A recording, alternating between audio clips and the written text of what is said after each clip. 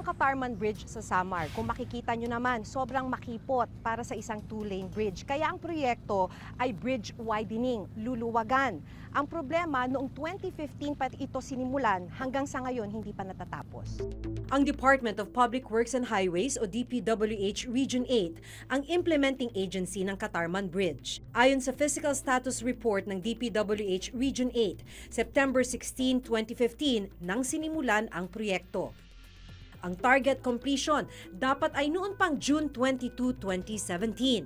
Pero nang aming puntahan noong March 2018, nasa 47.30% ang actual accomplishment sa paggawa ng tulay. Ayon dito sa dokumento mula sa DPWH, ang contract amount ng proyektong ito ay mahigit 140 million pesos. Tapos, sinasabi rin dito na yung actual accomplishment ay halos 50% na. Ibig sabihin, dapat kalahati nitong proyekto tapos na. Ganito po bang itsura nung halos 50% na natapos? Hindi po. Tuloy-tuloy naman ang trabaho namin kasi ang trabaho namin sa ilalim lang pa, wala pa sa ibabaw.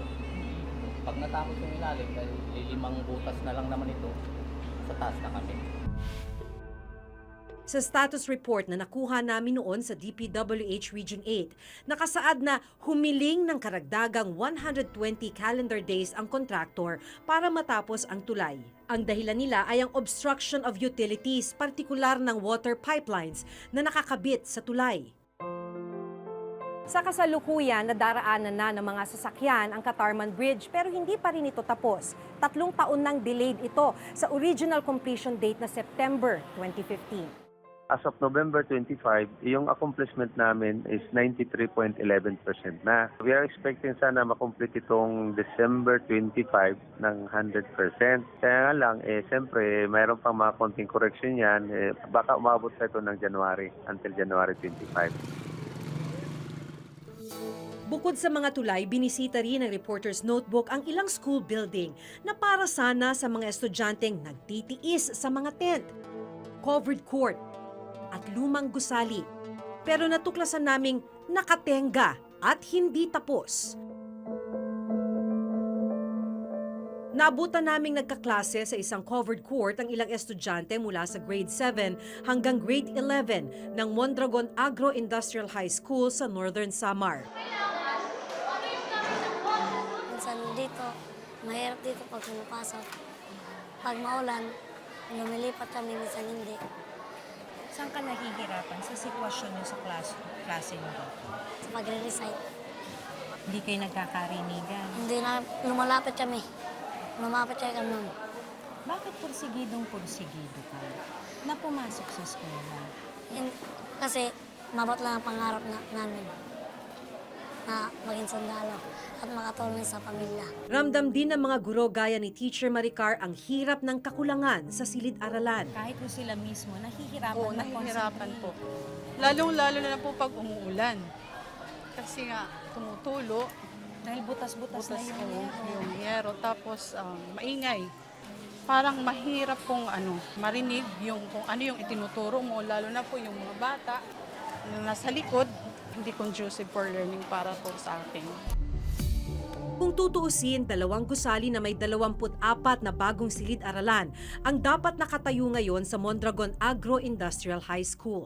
Dito, sana, 12 classrooms ang pinakikinabangan ng mga estudyante. Yun nga lang, noong nakaraang taon, tuluyan nang inabandona yung paggawa sa school building na ito. At ito na lamang ang naiwan, mga talahib, halaman, at kinakalawang na bakal. Ang isa pang gusali, nasa ikalawang palapag na ang paggawa pero mga poste at ilang pader pa lang ang nakatayo. Sa dokumentong ito mula sa DPWH Northern Samar District 1, 27.8 million pesos ang contract amount para sa 2 gusali. Sinimula ng proyekto noong May 10, 2017 at may target completion date na February 10, 2018. Donasyon ng mga pribadong grupo ang school building na ito. Pagkatapos daw ng 3 buwan na konstruksyon, ay napakinabangan na ng mga estudyante simula noong October 2017.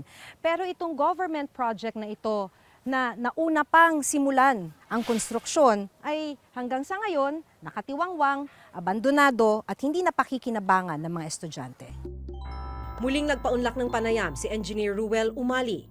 During my time kasi to, ongoing to, kaya lang po slow moving. Nag-expired to ng February, parang na-extend yung kanyang kontrata. So, yun ang malimit nilang kwan dyan, weather condition, or minsan due to lack of materials, gawa ng minsan walang mabili silang materials doon, dito pa nanggagaling sa Manila.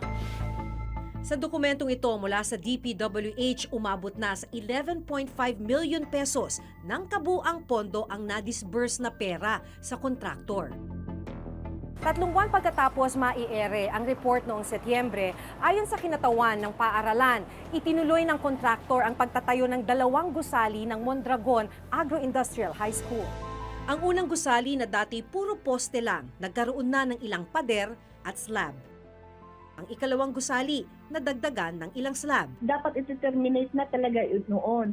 Pero nag-submit ang contractor ng motion for reconsideration na wag daw muna i-terminate kasi ikukumpit daw nila yung project. Sa dokumentong ito mula sa DPWH Northern Samar, as of September 25, 79.60% completed na ang proyekto. Pero napag-alaman namin na muling itinigil ang pagtatayo ng mga ito. Tuluyan na kasing tinerminate ng DPWH Northern Samar District 1 ang kontraktor ng proyekto. Sa Enero, muling magsasagawa ng bidding para sa kontraktor na magtutuloy ng proyekto. Kaya ang mga estudyante at guro, tila mahaba-haba pa ang pagtitiis. Ang tanong, ano ang mangyayari sa pondong naibigay na sa orihinal na kontraktor ng proyekto? Kasi may nangyari yan sa opisina, ma'am. Nakakuha ng advance payment. Pwede i-deduct nila yan sa ibang sa project nila kung saan man meron silang project.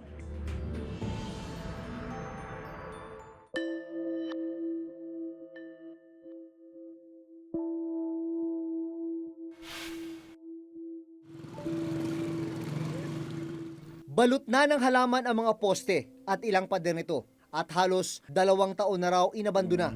Ganito namin naabutan noon ang dapat sanay 3-classroom school building sa Lungib Elementary School dito sa Victoria, Northern Samar. By this time dapat tapos na, pero until now makikita nyo naman tinubuan na ng mga damo at lahat-lahat. Abandoned ho siya. Kasi yung last na nag-visit ako dito was 2016 at ganito na yung itsura niya. And then hanggang ngayon, hindi pa rin siya nagagalaw. Ang pondong nagastos para rito, 2.8 million pesos. Pero ang ipinagtataka ng DepEd Engineering Office sa dokumentong galing mismo sa DPWH Northern Samar District 1 na siyang implementing agency ng proyekto, idiniklarang 100% completed na ang gusali. Kahit poste lang at ilang pader lang naman ang nakatayo. As of January 31, 2018, ang supposedly 1-story 3-classroom dito sa Lungib Elementary School ay 100% completed. Pero kung makikita natin ngayon yung status ng building, hindi naman siguro natin masasabing 100% completed siya. Makalipas ang halos 4 na buwan, binalikan namin ang Lungib Elementary School.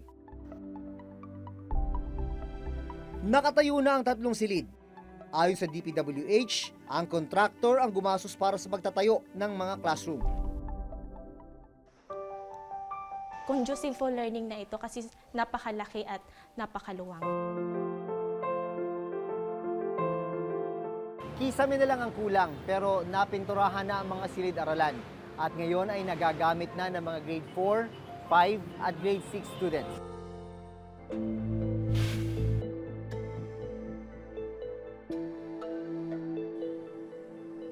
Iba naman ang problemang kinakaharap noon ng mga grade 12 students sa San Isidro Agro-Industrial High School.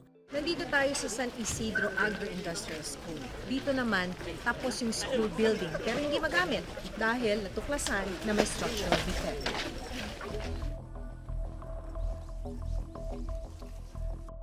Yung para na siyang, ma'am, para siyang nag-sink. Uy!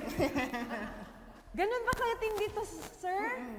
Is that what you meant? Yan yung mga circular, andyan. We need an investigation para makita talaga natin kung ano ang cause ng vibration. Baka may mahina ang reinforcement niya. So, At yun pag ang fear mahina ang natin. reinforcement? At pag mahina ang reinforcement, may possibility na bumigay siya. Bumigay yung sahig. And that is the reason na ayaw niya siyang paggamit muna. Ayaw muna, opo. Ayon sa DepEd, nagastos ang kabuuang 10.4 million pesos para sa gusali. Dahil hindi magamit yung school building, gumawa yung principal ng paraan. Kaya ginamit nila itong lumang building na to.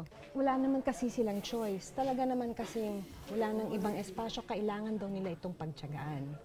Pumapasok yung ulan sa atin. Pagka umuulan, Opo, kasi okay lang po yung bintana. Tsaka dahil po marami kami, 70 po kami sobra. Sobrang init po, parang hindi na conducive yung room para sa amin. Matapos may ere ang aming report nitong Abril, ayon sa DPWH, kaagad sinimula ng pagsasaayos sa gusali. Pinalitan ang buong slab o flooring ng 3 palapag na gusali. Ayon sa DPWH, ang kontraktor ang gumastos sa lahat ng pagsasaayos sa school building. Nitong Agosto, dumaan na sa assessment ang school building sa San Isidro Agro-Industrial High School para malaman kung ligtas na itong gamitin. Pero hanggang ngayon, hindi pa rin inilalabas ng DepEd at DPWH ang resulta ng assessment.